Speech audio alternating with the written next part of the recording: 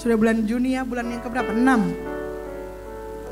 Sudah mau setengah tahun, saya berharap sudah ada kabar baik ya. Yang saudara terima terkait keadaan hari-hari ini. Saudara-saudara, saya hari ini kita akan belajar sesuatu gitu ya. Nanti sudah akan nonton di YouTube. Tapi sebelumnya saya ingin mengawali saudara-saudara gitu ya. Tentang, karena begini, saya terpaksa gitu ya, terpaksa kita mesti membicarakan ini.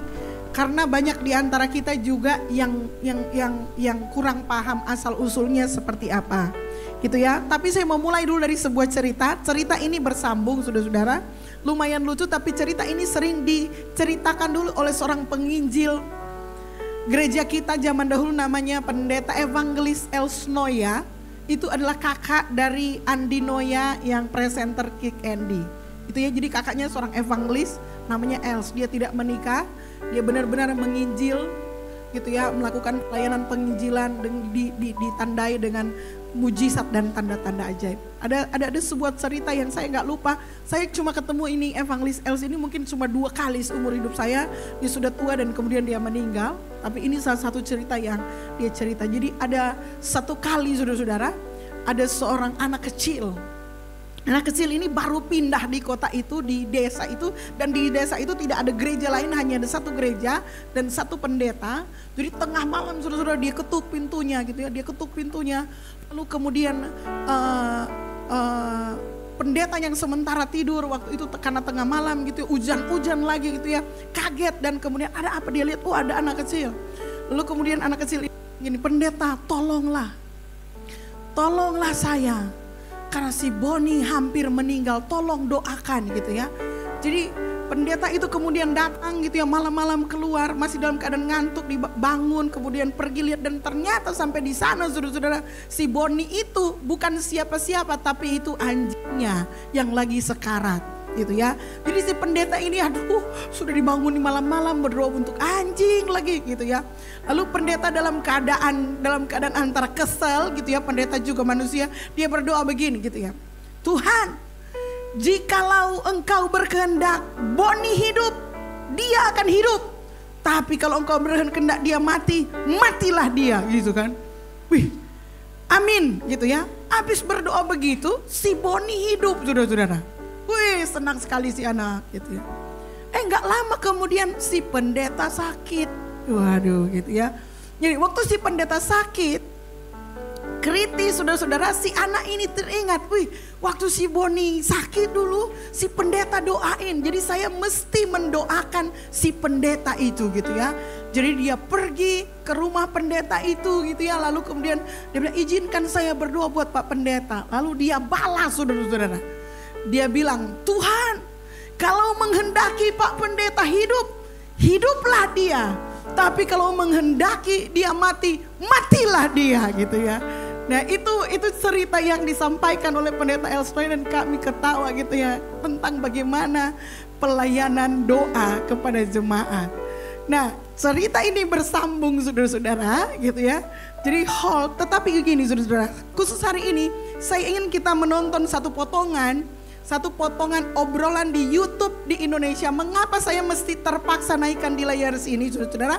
Karena sudah ada beberapa jemaat yang membicarakan dengan saya dan meminta klarifikasi. Oke? Jadi karena itu sudah beberapa, jadi saya merasa berhutang kalau saya tidak menjelaskan kebenaran yang utuhnya seperti apa. Gitu ya, apakah tim multimedia sudah siap? Oke, jadi nah ini tayangan lumayan panjang gitu ya. Tapi saudara akan menyaksikan orang-orang yang cukup viral dan terkenal dan berpengaruh gitu ya. Suara mereka didengar, dan saya minta saudara untuk mendengarkan dengan saksama gitu ya. Lumayan. Pak Tong sering mengkritik tentang gereja karismatik. Bisa dijelaskan di poin mana gereja karismatik yang saya dasarnya adalah mau jujur kepada Tuhan yang asli. Jujur kepada Tuhan yang asli. Semua orang pikir Tuhan dari agama mereka pasti Tuhan asli. Ya, jadi semua pikir agama mereka pasti benar. Tuhan mereka pasti asli.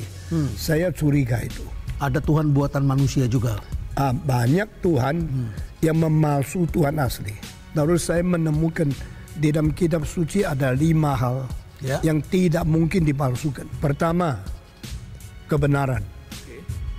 Kedua, kesucian. Ketiga, keadilan. Keempat, kebajikan. Kelima, cinta kasih yang murni. Kalau ini 5 tidak ada, salah satu tidak ada, saya tidak percaya ada Tuhan. Kalau saya percaya Tuhan, pasti 5 ini dimiliki oleh Tuhan. Lalu dari 5 hal ini menguji, banyak yang disebut dewa, yang disebut Tuhan itu omong kosong. Seperti apa yang omong kosong itu? Misalnya Grika, Allah tertinggi itu Jupiter, tapi dia curi istri orang lain. Dia menipu, lalu pura-pura menjadi kuasa yang lain, masuk ke rumah orang lain. Kelihatan seperti awan, padahal itu manusia. Ini dalam mitologi Yunani. Ya, mitologi. Jadi di situ dia kira dia dewa, dia kira dia Tuhan. Tapi itu tidak mungkin. Maka saya pikir yang tidak suci bukan Allah, yang tidak adil bukan Allah, yang tidak benar bukan Allah, yang tidak itu bajik bukan Allah, yang tidak punya kasih bukan Allah. Jadi kalau punya 4 dari 5 tapi tidak suci bukan Allah juga. Tidak bisa dong, mesti 5-5. Karena ini Alkitab ya. Gerakan karismatik di mana persoalannya? Gerakan karismatik adalah kekristenan yang palsu. Kekristenan yang palsu? Ya. Apanya? Karena Bagaimana dia ajar manusia percaya untuk dapat uang, percaya untuk dapat kaya, percaya untuk dapat lancar, percaya untuk dapat sukses. Itu berarti Allah tidak mengajar orang berkorban. Allah janjikan orang asal percaya dapat segala berkat. Itu pasti ajaran palsu. Bukankah gerakan karismatik itu fokusnya pada bahasa roh? Itu salah satu aspek yang salah. Karena bahasa roh, istilah glosa itu lidah. Bahasa Greka. Nah, lidah yang ada itu harus dimengerti. Tapi bahasa roh yang tidak dimengerti berarti tidak bisa diuji. Semua yang tidak tahan uji pasti ada palsunya. Karena tidak bisa diuji, tidak tahu artinya apa. Saya kira itu bukan bahasa roh yang asli. Bahasa roh yang asli bisa dimengerti. Kalau orang tidak ngerti kesalahan orang, tapi Roh Kudus akan membuat orang ngerti. Karena itu tugasnya Roh Kudus. Roh Kudus ada roh yang mengajar kebenaran kepada manusia. Tetapi karunia lidah yang tidak tanggung jawab, ngerti pokoknya bikin orang kaget lalu percaya. Saya tidak percaya itu benar. Jadi menurut tafsiran saya, yang benar pasti tahan uji. Yang benar pasti tahan uji. Yang tahan uji pasti ada caranya untuk dimengerti. Jadi Alkitab bukan menipu manusia, mendidik manusia mengerti kebenaran. Sementara kita lihat bahasa roh sekarang sudah mulai menjadi pertunjukan di gereja-gereja dan menarik banyak umat, tiba-tiba kemudian ditumpangkan tangan, semua orang bisa berbicara dalam bahasa roh dan banyak orang yang ketakutan juga kemudian tiba-tiba bisa mengeluarkan itu. Adakah contoh di Alkitab? Kalau tidak ada, jangan terima. Maaf karena ternyata terlalu banyak orang, terlalu bodoh, gampang ditipu dan mereka begitu mau saja karena mendapat faedah. Kalau sekarang ada seorang gubernur dikasih uang izin semua dikasihkan, saya mengatakan itu gubernur yang brengsek karena dia maunya uangnya saja. Kalau Tuhan pun bisa dicokot dengan uang, mana saya mau percaya Tuhan itu Tuhan asli? Tidak mungkin. Termasuk mujizat palsu? Banyak yang palsu. Mujizat yang palsu bisa mendapatkan orang punya hati, sekaligus dapat orang punya uang. Jadi Allah pendeta yang seperti menjalankan mujizat palsu, banyak orang kasih uang, dia senang. Tapi itu pendeta palsu sekaligus. Jadi kita mesti hati-hati. Saya lihat di beberapa negara Afrika ada bisa menghidupkan orang mati, ternyata orang itu tidak mati sebetulnya. Itu semua palsu. Jadi banyak orang lihat, wah kaget. Sebenarnya yang penting bukan mujizatnya. Yang penting sesudah mendapatkan mujizat hidupnya berubah tidak. Kalau kemudian juga ada ramai di kalangan gereja pendeta yang selalu bicara tentang kemakmuran dan bicaranya tentang perpuluhan. Nah, dan kemudian ditakut-takuti umatnya, sehingga kemudian di salah satu kota di Jawa Tengah saya diberitahu hampir semua pabrik di sana 10% dari sahamnya dimiliki oleh pendeta tertentu di satu kota. Itu pendeta yang rakus, pendeta yang tidak jujur, Ya. nah itu nanti hukuman lebih berat dari orang lain. Ini Pak Tong ngomong benar, ini berdasarkan apa yang Pak Tong pelajari. Oh, saya bukan sedang ngomong, saya pernah di hadapan pendeta. Jangan menipu orang Ya. supaya kamu tidak dihukum oleh Tuhan. Ya, waktu itu banyak orang pakai nama Tuhan, Ya. nama kitab suci, mengkeduk uang. Akhirnya mereka menjadi kaya, Ya. tapi perubahan anggotanya tidak menjadi lebih suci, lebih jujur. Jadi itu palsu. Dan itu belakangan ini marak sekali karena banyak sekali pengusaha yang sekarang justru ingin jadi pendeta. Dan pendeta ingin menjadi pengusaha. Ya, dia pikir dia juga boleh ambil perpuluhan. Ya. Yang motivasi dari permulaan tidak benar. Tidak ada yang salah dengan statement itu. Tapi kalau menyudutkan gereja tertentu ya nggak boleh ya, itu tidak etis ya. Tapi pernyataan yang mengatakan bahwa bahasa roh itu dapat dimengerti dan dapat diuji itu benar. Kenapa saya katakan begitu? Karena bahasa roh itu punya dua pengertian. Ada dalam pengertian senolalia, bahasa asing yang ada di dalam Kisah Rasul 2. Ada dalam pengertian glossolalia, bahasa lidah. Ya, jadi senolalia itu bahasa asing seperti dalam Kisah Rasul 2, ketika rasul-rasul itu kepenuhan Roh Kudus pada hari Pentakosta dengan lidah-lidah api di atas kepala mereka. Itu mereka berbahasa yang mereka belum pernah pelajari. Jadi orang-orang yang memiliki bahasa itu mengerti apa yang mereka sampaikan. Padahal mereka tidak pernah belajar bahasa yang mereka ucapkan itu. Tujuannya apa? Menginjili, memberitakan berita Injil. Jadi tujuan bahasa roh itu dengar, menginjili. Karena Tuhan Yesus berkata begini, kalau roh yang keluar dari Bapa yang kuutus penolong itu datang kepadamu, ia akan bersaksi tentang aku. Nah, Roh Kudus itu tugasnya menginjili, mendorong orang untuk datang kepada Injil. Nah, bagaimana mungkin Roh Kudus menginjili kalau kesaksiannya tidak dimengerti? Memang betul harus dimengerti.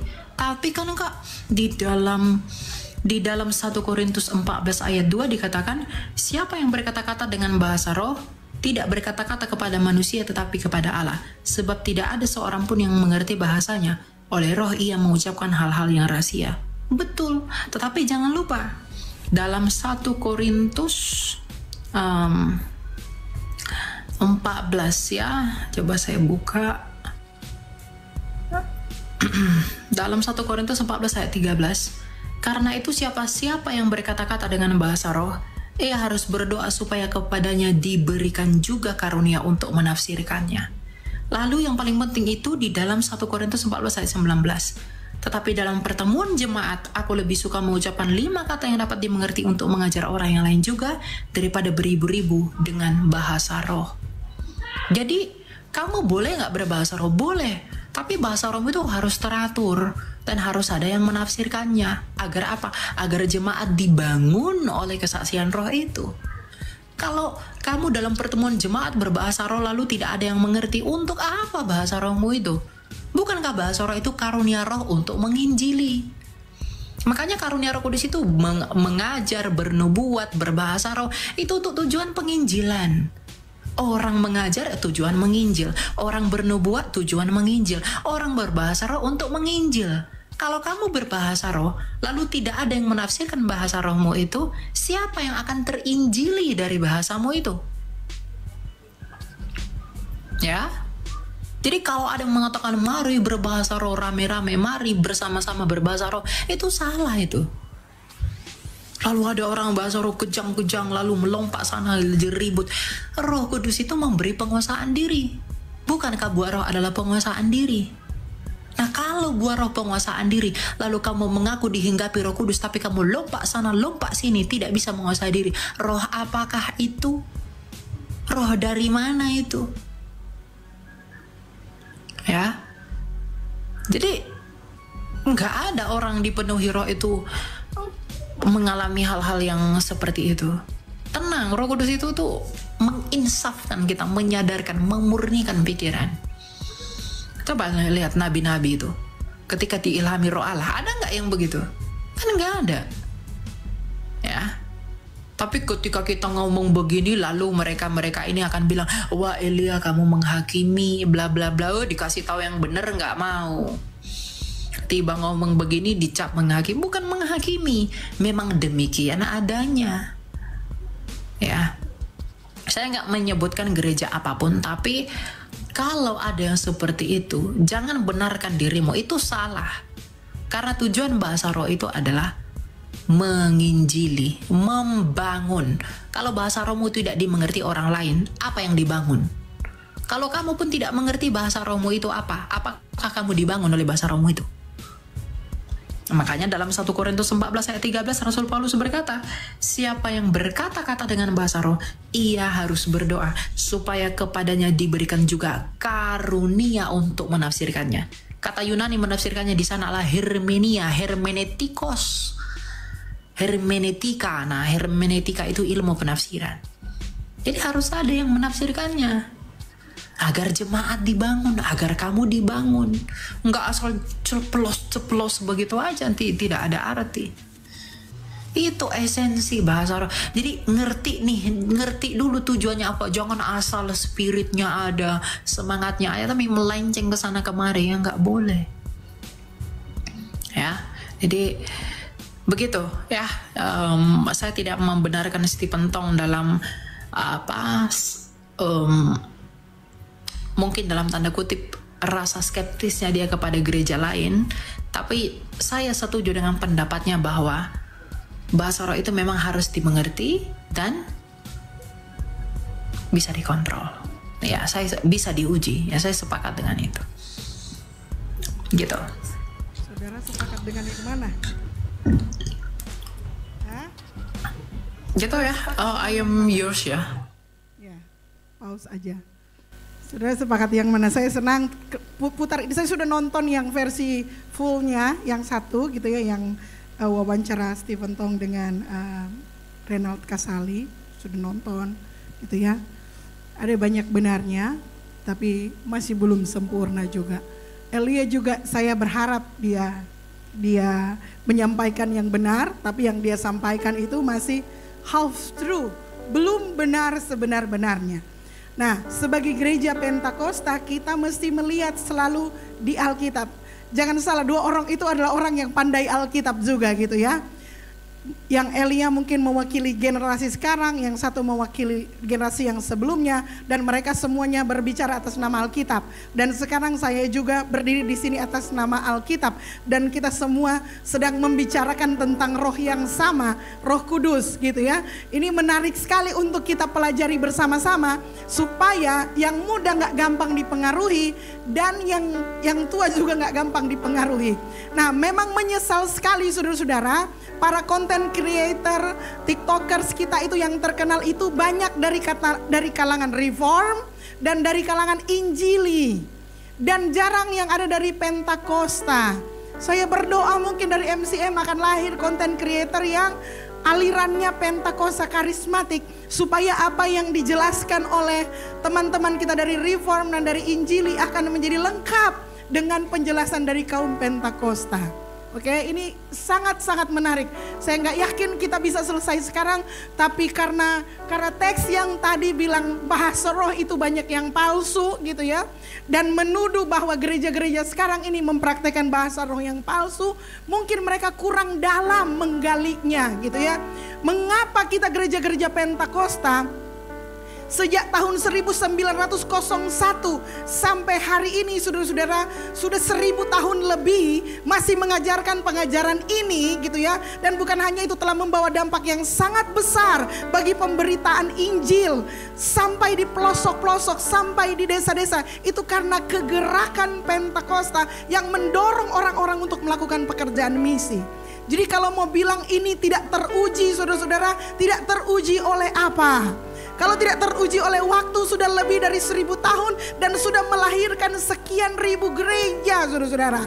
Akibat kegerakan Roh Kudus di Manado saja, saudara-saudara, mundur 20 tahun yang lalu, di mana gereja Pentakosta nggak ada, dianggap aliran sesat. Tapi hari ini, saudara-saudara, maaf, tapi bahkan gereja Injili dan gereja Protestan sekalipun sudah ada rebana di sini, sudah ada drum di dalam gerejanya, sudah bertepuk tangan, sudah berbahasa roh, sudah merasakan pekerjaan dari Roh Kudus itu sendiri. So itu menurut saya, dari mana ukuran itu tidak tahan uji? Kalau ujiannya adalah, dan tim penguji yang paling fair itu adalah waktu. Pernah satu kali orang-orang di perjanjian lama gitu ya bilang aliran sesat. Gamaliel, salah satu tokoh yang pandai, dosennya Rasul Paulus bilang gini, biar aja. Kalau itu dari Tuhan, tidak ada satu orang pun yang bisa menghentikannya. Kalau itu tidak dari Tuhan, tidak ada orang yang bisa menghentikannya. Tapi kalau itu dari Tuhan, tidak ada, itu pasti akan berkembang dan dia akan terus maju. Dan itu benar. Kalau itu dari Tuhan, tidak ada satu manusia pun yang bisa menghentikannya. Hari ini saudara-saudara, bukan hanya ada gereja Pentakosta karismatik, ada gereja Baptis karismatik, even though Katolik karismatik. Mereka semua telah menyadari bahwa ada bagian yang missing, yang dipelopori sebenarnya oleh beberapa kaum reform yang menolak pekerjaan Roh Kudus. Oke? Jadi kaum ini percaya bahwa bahasa roh itu sudah punah. Bahasa roh sudah tidak ada lagi. Karunia-karunia, mujizat-mujizat sudah berhenti. Gitu ya. Nanti kita akan lihat perbedaannya di mana, supaya saya nggak akan mencoba mempentakostakan saudara gitu ya. Saudara lihat aja sendiri, Alkitab kita terbuka. Saya jarang bawa Alkitab di atas ini yang bentuknya gini. Tapi demi meyakinkan saudara-saudara sendiri, kamu punya Alkitab yang sama dengan saya. Tolong baca selengkap-lengkapnya. Selama 10 hari ke depan, baca kitab Kisah Para Rasul. Saudara pasti akan mendapatkan sesuatu yang lebih. Yang pertama, saudara-saudara, kita mulai dulu dengan bahasa roh yang dituduhkan tadi itu. Bukan dituduhkan sih, kurang lengkap. Bahasa roh itu harus tahan uji dan enggak boleh di publik. Mari kita lihat dulu kebenarannya. 1 Korintus 14 itu menjadi pusat perdebatan. Karena kejadiannya, saudara ingat ya, kitab Korintus itu adalah kitab yang menjelaskan tentang bagaimana Rasul Paulus mengkoreksi hal-hal yang terjadi di jemaat Korintus yang sudah terlalu over, yang sudah tidak sesuai dengan porsi yang sebenarnya. Termasuk salah satunya minum perjamuan. Ada orang berebutan ambil perjamuan. Dia bilang, kalau kamu masuk perjamuan dengan cara yang tidak layak, kamu gak boleh. Lalu dia menjelaskan tentang hal ini. Karena pada waktu itu yang jelas, saudara-saudara, praktek bahasa roh itu dilakukan oleh gereja mula-mula. Dipraktekkan oleh gereja Korintus, dipraktekkan oleh gereja di Efesus, di gereja Galatia. Semua gereja itu mempraktekkan pelayanan karunia Roh Kudus. Oke? Oleh sebab mereka mempraktekkan, ada sedikit kekacauan. Karena apa? Karena pada waktu itu jemaat Korintus banyak sekali petobat baru yang tidak mengerti kebenaran. Yang lain benar-benar dari Yahudi, tetapi banyak juga bangsa-bangsa lain yang bertobat. Orang Media, Persia, orang-orang yang mendengarkan pemberitaan Injil itu namun tidak mengerti apa-apa gitu ya. Dan mereka sekarang berjemaat. Nah, karena sudah mulai terjadi kekacauan di dalam jemaat, Rasul Paulus menuliskan surat kepada jemaat di Korintus untuk kembali mengajarkan kebenaran yang sesuai dengan firman Tuhan. Kita mulai dulu 1 Korintus 14 ayat 2 sampai 5. Gini, sebelumnya saudara-saudara, 1 Korintus 11 ayat 1, Rasul Paulus bilang gini, jadilah pengikutku sama seperti aku juga menjadi pengikut Kristus. Jadi memulai kitab Korintus, Rasul Paulus bilang ikuti saya sama seperti mengikut Kristus. Karena kalau kamu langsung mengikut Kristus, kamu mungkin akan kesulitan karena Kristus sudah gak ada di sini dalam bentuk fisik. Jadi kamu hanya perlu lihat aku, kira-kira Rasul Paulus bilang gitu. Jadilah pengikutku sama seperti aku juga menjadi pengikut Yesus. So jadi kita belajar ajaran rasul-rasul itu karena himbauan dari Rasul Paulus supaya kita mengikut ajaran Rasul Paulus sama seperti dia mengikut Yesus. 1 Korintus pasal 12 dia bilang gini, berusahalah untuk memperoleh karunia-karunia yang paling utama, dan aku menunjukkan kepadamu jalan yang lebih utama lagi. Jadi ketika jemaat itu sedang bermasalah dengan karunia, di kesimpulan pasal 11 Rasul Paulus bilang, berusahalah untuk memperoleh karunia-karunia yang paling utama. Kita skip bagian itu karena kita mungkin belum apa yang dimaksud dengan karunia utama. Baru kita masuk di 1 Korintus pasal 14. Dan kita akan langsung masuk di ayat 2 sampai 5 begini. Kita boleh baca bersama-sama saudara-saudara, dan kita baca dengan jujur gitu ya. 1, 2, 3. Siapa yang berkata-kata dengan bahasa roh tidak berkata-kata kepada manusia tetapi kepada Allah. Tunggu sampai sini dulu. Berarti bahasa rohnya ada atau enggak? Itu ada. Oke? Dipraktekkan. Jadi jemaat Korintus adalah jemaat yang berbahasa roh. Itu kebenarannya. Langsung next. Sebab 1, 2, 3. Sebab tidak ada seorang pun yang mengerti bahasanya. Oleh roh ia mengucapkan hal-hal yang rahasia. Ini dia definisi bahasa roh. Bahasa roh itu tidak seorang pun mengerti bahasanya. Ini yang disebut dengan sonolalia. Kalau yang Elia bilang tadi itu glosolalia, itu di Kisah Para Rasul pasal 2. Saya gak bisa bahasa Perancis, gak pernah belajar bahasa Perancis. Tiba-tiba saya dipenuhi Roh Kudus, saya khotbah pakai bahasa Perancis. Dan ada orang Perancis yang bertobat. Itu glosolalia. Tapi ada bahasa, jadi ada 2 bahasa roh. Bahasa roh yang di Kisah Para Rasul dan bahasa roh di Korintus. Sekarang kita bicara di bahasa roh yang ada di Korintus ini gitu ya. Tetapi siapa yang berkata tidak ada seorang pun yang mengerti bahasanya, oleh roh ia mengucapkan hal-hal rahasia. Kalau saudara berbicara bahasa roh orang lain mengerti, itu bukan bahasa roh. Karena tidak ada satu manusia pun yang boleh mengerti, itu kata ayat ini, atau saya salah? Betul ya? Lanjut, kita lanjutkan. Tetapi siapa 1, 2, 3. Tetapi siapa yang bernubuat, ia berkata-kata kepada manusia, ia membangun, menasehati, dan menghibur. Lanjut lagi. Siapa yang berkata-kata dengan bahasa roh, ia membangun dirinya sendiri.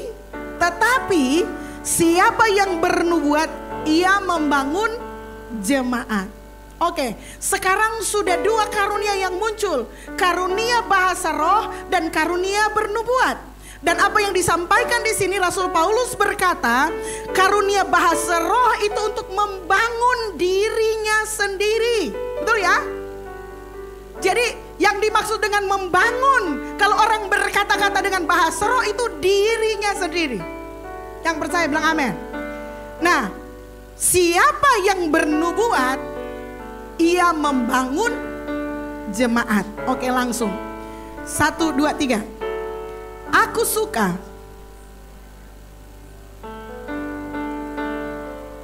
tetapi lebih daripada itu supaya kamu bernubuat. Sampai sini dulu. Nah ayat ini tuh sering disalahartikan seolah-olah Rasul Paulus ada bilang begini, jangan berbahasa roh. Ini bukan kalimat larangan saudara-saudara gitu ya. Aku suka supaya kamu, betul ya, semua berkata-kata dalam bahasa roh. Tetapi lebih daripada itu supaya kamu bernubuat. Ini kalimat tuh dalam bahasa Indonesia sering diterjemahkan begini. Jangan berbahasa roh kalau kamu tidak mau bernubuat. Itu bukan begitu saudara kalimatnya. Gitu ya. Justru saudara-saudara gitu ya. Justru ayat ini menunjukkan dorongan yang kuat dari Rasul Paulus. Sebuah dorongan yang positif untuk, hey, kamu harus berbahasa roh. Tapi jangan stop sampai berbahasa roh. Kamu juga harus naik lagi. Harus bisa bernubuat. Begitu. Bukan ayat ini bilang, nggak usah bahasa roh kalau nggak bisa bernubuat. Salah. Agak mirip kebenarannya. Tapi yang dia bilang, aku suka kamu semua berbahasa roh. Tapi jangan berhenti sampai di bahasa roh. Kamu harus cari karunia bernubuat. Tapi kalau dengar tadi kan, nggak usah berbahasa roh, palsu itu. So, saudara jawab sendiri, saya takut juga karena mereka hamba Tuhan juga.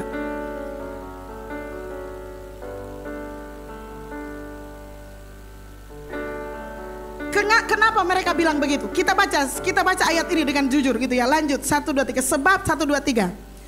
Sebab orang yang bernubuat lebih berharga daripada orang yang berkata-kata dengan bahasa roh, kecuali kalau orang itu juga menafsirkannya sehingga jemaat dapat dibangun. Jadi ayat ini yang membuat orang-orang ini bilang, tuh kan percuma kamu berbahasa roh. Percuma untuk apa kamu berbahasa roh? Enggak ada harganya itu. Lebih berharga kalau kamu bernubuat.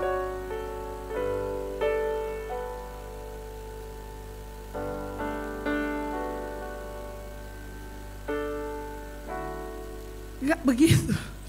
Enggak begitu. Jadi membacanya ini harus utuh. Nggak boleh cuma di satu ayat itu dan kemudian kita bilang, betul kan ternyata Rasul Paulus itu melarang bahasa roh, atau bahasa roh itu sudah berhenti dan tidak dilakukan lagi oleh gereja-gereja. Nggak boleh saudara-saudara.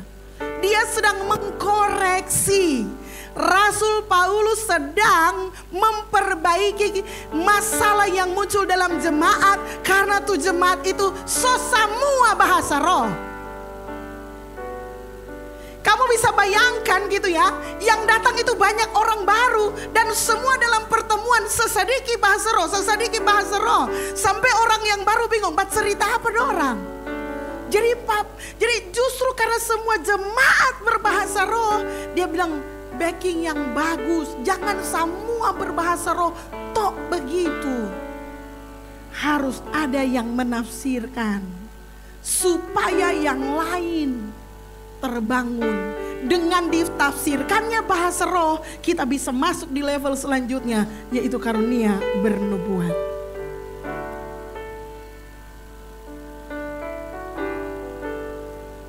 Kita kembali dulu ke ayat 2. Siapa yang berkata-kata dengan bahasa roh, ia berkata-kata kepada manusia. Dia tidak berkata-kata kepada manusia, tetapi kepada Allah. Ingat nomor 1. Bahasa roh ada, dipraktekan. Dan ketika seorang berbahasa roh, ia sedang berkata-kata kepada Allah.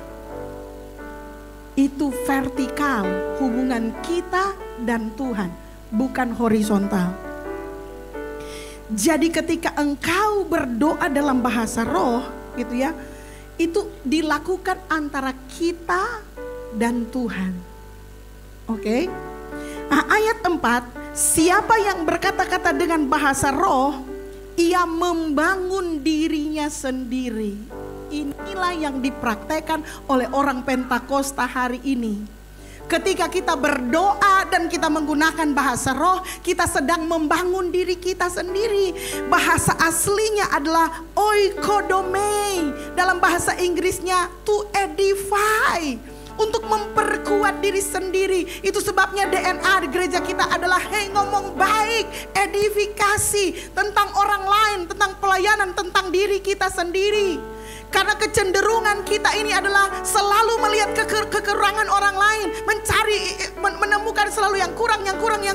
Bahkan dalam diri kita sendiri selalu kita cari yang kurang.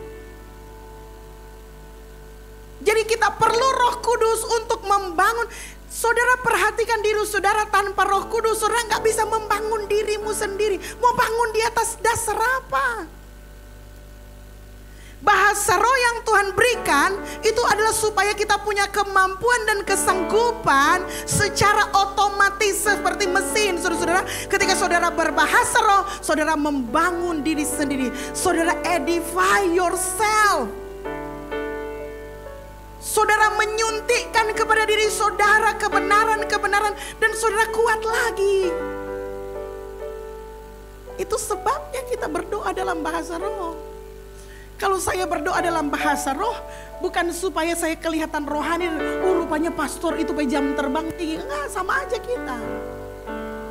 Tapi ketika saya berdoa dalam roh, saya sedang meminta keyakinan dari Tuhan. Saya sedang meminta kekuatan dari Tuhan. Atau Roh Kudus sedang menyatakan sesuatu yang saya sudah gak bisa nyatakan lagi. Saya berkomunikasi dengan bahasa roh. Jadi ada dua bahasa roh. Sonolalia, Kisah Rasul pasal 2. Dan bahasa roh yang dipraktekkan dalam ibadah-ibadah untuk membangun diri sendiri. Setuju? Sudah paham sampai sini? Amin.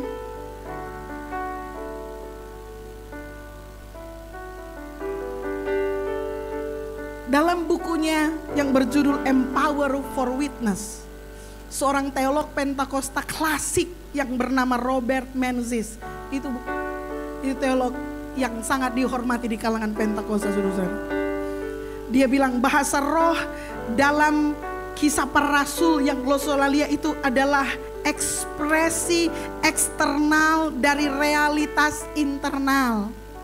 Bukti nyata bahwa seseorang telah dipenuhi oleh Roh Kudus itu adalah bahasa roh. Ini sebuah penekanan yang khusus, saudara-saudara.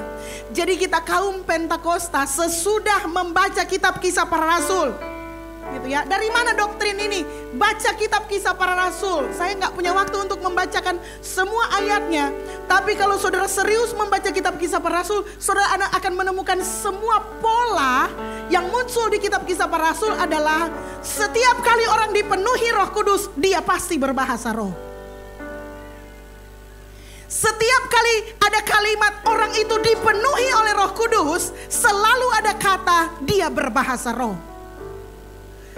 Jadi berdasarkan pola dalam kitab Kisah Para Rasul, karena kita semua gak pernah hidup di zaman itu, tapi kita menemukan ada polarisasi yang jelas dan clear, bahwa setiap kali kata dipenuhi Roh Kudus itu ada kata bahasa roh. Maka kita menarik satu kesimpulan bahwa tanda orang yang dibaptis dan dipenuhi oleh Roh Kudus itu adalah berkata-kata dalam bahasa roh.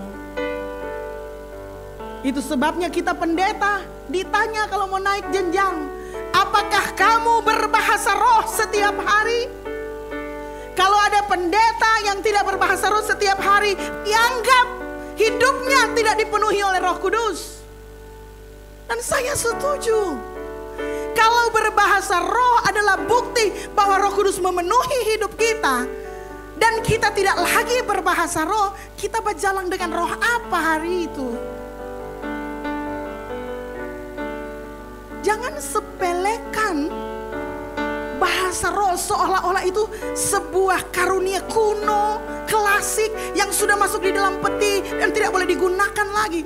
Itu adalah sebuah pemberian dari Allah yang terhormat, sebuah bentuk kepercayaan kepada gerejanya, supaya kita bisa hidup kuat di segala situasi pancaroba kehidupan. Menurut saudara gampang memenangkan orang lain?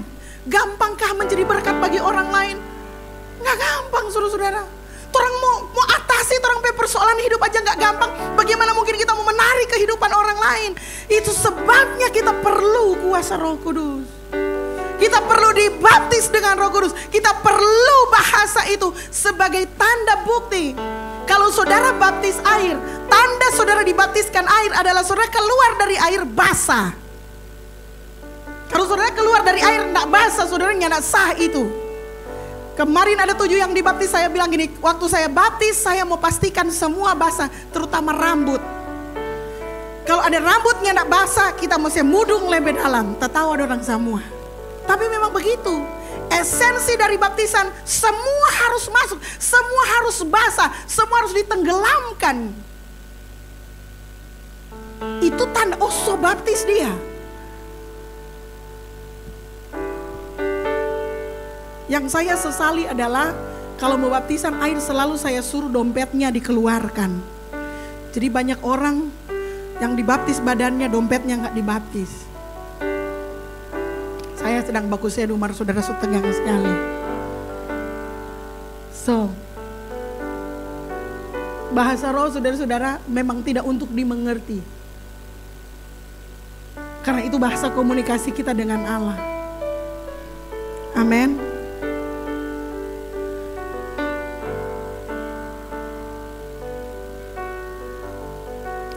Dalam perjalanan rohani, ada seorang tokoh Pentakosta bilang begini, you don't have to understand it to benefit from it. You just have to receive it. Kadang kita nggak perlu mengerti, karena kita tuh terlalu sibuk dengan seperti apa bahasa roh, seperti apa bahasa roh, dan lain-lain sebagainya. Dan kita terjebak. Akhirnya kita membiarkan kekayaan rohani itu, dan kita nggak berani masuk ke level kehidupan itu. Saya minta 5 menit lagi. 1 Korintus 14 ayat 5 ini. Aku suka supaya kamu semua berkata-kata dengan bahasa roh, tetapi lebih lagi supaya kamu bernubuat.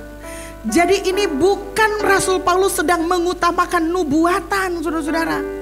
Dia tidak sedang meremehkan bahasa roh, dia justru mendorongnya.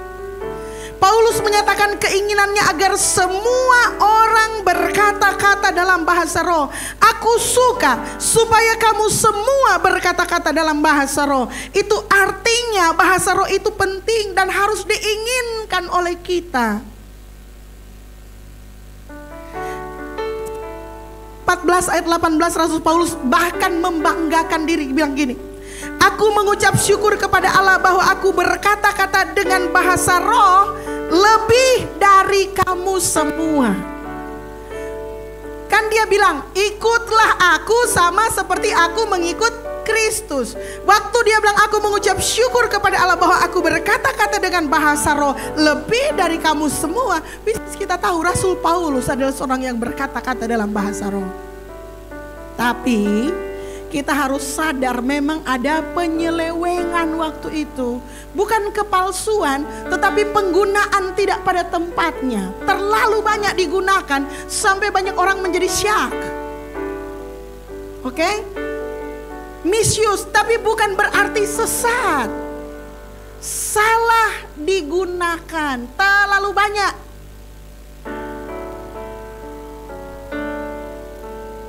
Jadi Kisah Para Rasul pasal 14 itu sebenarnya ketika Rasul mencoba mengatur ketidakaturan yang terjadi akibat pekerjaan Roh Kudus di dalam diri jemaat Korintus. Sekarang nubuatan. Paulus kelihatan seperti mengutamakan nubuatan. Makanya dia menafsirkan gitu ya. Nah, ini ya, bahasa roh itu membangun diri, nubuat membangun jemaat. Tapi kenyataannya begini saudara-saudara, kita tidak mungkin bernubuat kalau kita tidak berbahasa roh. Dari mana mau bernubuat kalau saudara nggak berbahasa roh? Bahasa roh adalah tanda bukti bahwa saudara dipenuhi oleh Roh Kudus. Kalau saudara nggak dipenuhi Roh Kudus, saudara mau bernubuat dari mana? Jadi bahasa roh itu adalah pintu dari bernubuat. Kita tidak mungkin bernubuat kalau kita tidak dipenuhi Roh Kudus. Tanda kita dipenuhi Roh Kudus, kita berkata-kata dalam bahasa roh. Boleh, terima kasih Tante Marta buat tepuk tangannya. Jadi lihat tingkatan itu. Jadi bukan Rasul Paulus bilang begini, sudah coba bahasa roh, yang penting kamu jago bernubuat. Tidak mungkin ada nubuatan tanpa pekerjaan roh Allah, karunia Roh Kudus. Amin. Jadi bahasa roh terutama digunakan di private dalam kehidupan pribadi kita untuk membangun diri kita. Tapi pastor, kadang-kadang kita di publik nggak apa-apa juga, tidak dilarang sepanjang penggunaannya itu tidak keterlaluan. Sudah paham maksudnya? Kalau misalnya Elia bilang tadi, janganlah orang yang dipenuhi Roh Kudus itu lompat-lompat, lari-lari dan lain-lain sebagainya. Saudara-saudara dengar begini, kita tuh nggak pernah tahu kehidupan orang seperti apa.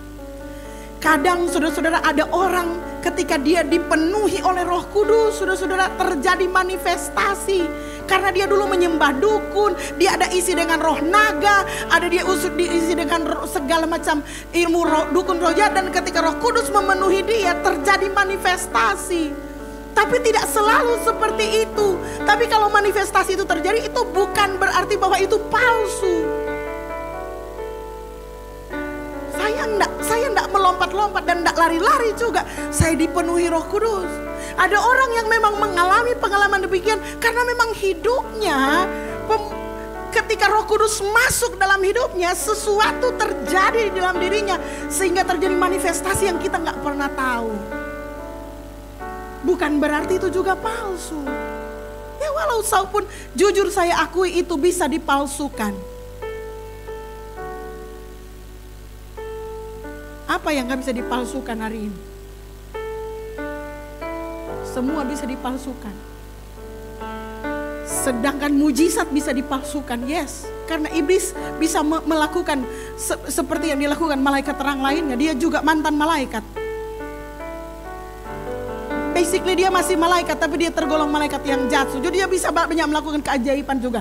Jadi jangan kita menaruhkan iman kita kepada keajaiban itu maksudnya. Kita menaruh iman kita pada Kristus dan percaya justru bahwa kita juga diberikan tanda-tanda untuk melakukan mujizat kalau kita percaya kepada Kristus. Amin.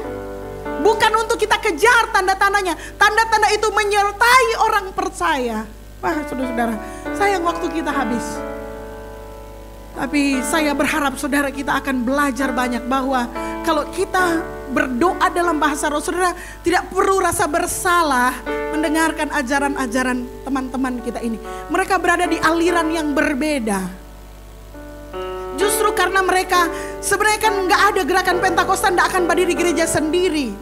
Sebenarnya itu lahir dari kaum reform, itu lahir dari kelompok Injili, lahir dari Protestan. Ketika kita menyadarinya, kebenarannya. Tapi ketika mereka menolak dan menganggap itu sesat, akhirnya kita memisahkan diri dan terpaksa jadi aliran gereja yang baru.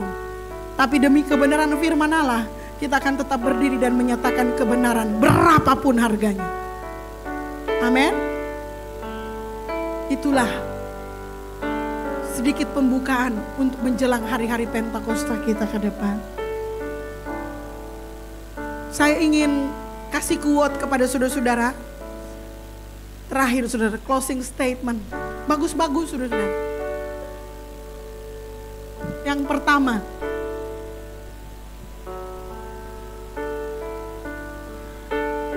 Paul's concern is not to eliminate tongues, but to correct their misissue. He thanks God that he speaks in tongue more than all of them. Seperti kata tadi. Maknanya Rasul Paulus bukan menolak bahasa roh, tapi mengarahkan agar digunakan dengan tepat. Bahasa roh bukanlah masalah, penyalahgunaannya lah yang jadi masalah. Howard Erwin.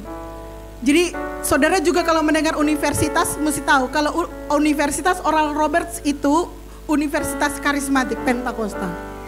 Dia bikin buku These Are Not Drunken As You Suppose.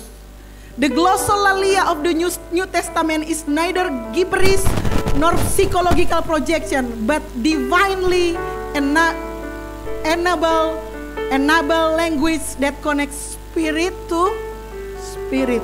Bahasa roh bukan omong kosong doang atau ciptaan emosi, tetapi bahasa rohani yang nyata yang bisa menghubungkan roh manusia dan roh Allah. Yang percaya bilang amin. Siapa yang pernah mengalami? Lambaikan tangan. Ini dia, Bapak GSJA William Menzies. Oke, dia punya anak namanya Robert. Bukunya kita pelajari sampai hari ini. Speaking in tongues in the is the initial psychical physical evidence of the baptism in the Holy Spirit, but the real value is the spiritual vitality is brings daily. Bahasa roh bukan hanya bukti awal, tetapi alat pemeliharaan rohani bagi yang berkelanjutan bagi orang percaya. Bilang amin. Nah, ini juga. The frequency of tongue in Acts suggests that it was a regular. Bahwa dalam kitab kisah para rasul bahasa roh yang digunakan sering gitu ya. Expecting accompaniment of the spirit outpouring. Menurut pengamatan kinar bahasa roh adalah pola umum dalam pencurahan Roh Kudus, bukan pengecualian. Bukan begini. Oh, karena mereka mula-mula jadi orang ada bahasa roh. Karena orang gereja kemudian orang tidak ada bahasa roh. Tidak seperti itu. Jadi ada namanya kelompok, saya lupa istilahnya, tapi ada kelompok yang percaya bahwa roh sudah mati. Saya berharap saya akan khotbahkan dalam khotbah saya selanjutnya. Next slide. Tongues as a sign of the spirit fullness is a theologically fitting. It represents the overflow of God's indwelling presence. Bahasa roh adalah manifestasi keluar dari kepenuhan dalam ekspresi dari hadirat Allah yang melimpah dalam hati. Itu alasannya saudara-saudara, ibadah Pentakosta itu adalah ibadah yang mengizinkan kita meluapkan perasaan-perasaan kita. Jadi kita bukan hanya menjadi orang Kristen yang percaya dengan logika kita, tapi kita oleh karena pekerjaan roh Allah, dia menghargai seluruh utuh kita, seutuhnya kita manusia. Bahwa kita manusia terdiri atas perasaan-perasaan, dan kita bisa bebas mengekspresikan perasaan kita pada saat kita menyembah Tuhan, pada saat kita menyanyi, pada saat kita meninggikan Tuhan. Saudara suka? Saudara senang? Tidak menyesal jadi orang Pentakosta? Amin. Haleluya.